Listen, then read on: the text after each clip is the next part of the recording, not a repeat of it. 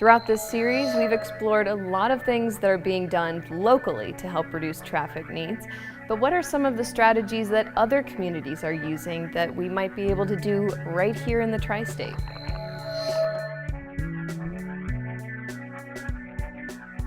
So I heard it from my wife, who said it was some fancy thing that other cities do that Evansville doesn't. Of course, Boston's a big city, and we don't have this here in Evansville yet. Indianapolis has it, Louisville has it, so I hope that it's on its way here. My brother's wife goes out and she went to Detroit and she used it at the airport. So they came back, told us the details behind that. Hey, it's like a cab company. You can use it to do whatever you want, and it's a lot cheaper.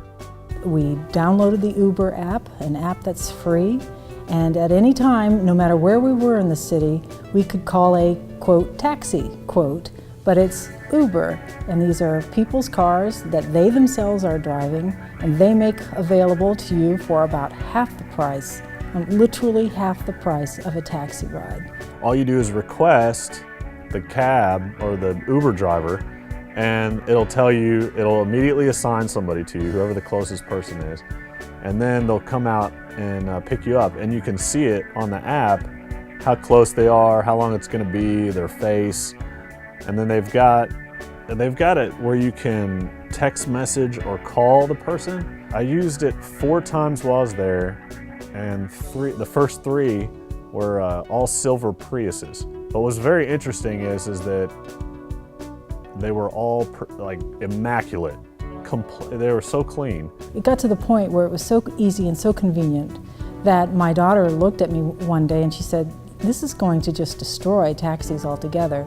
No one will do that anymore, and also no one will own cars if they don't really have to have it, because you'll be able to pick up your smartphone, tap a button, and in 3 minutes somebody will be there to pick you up and take you somewhere." You don't have to pay a tip.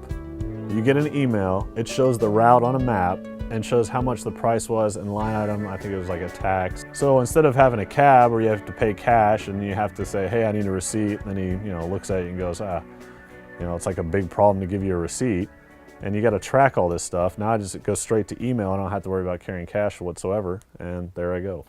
I think it can help in a lot of ways, but it is disruptive, and it will have repercussions for things like the taxi licenses, and that is a government regulated thing. I wonder, I don't know what the revenue is to the city of Evansville or even the city of Boston, so there are aspects of it that you can explore where we all think, oh, maybe that's not a good idea. There's another company called Lyft, which I guess is similar, and then there's yet a third one.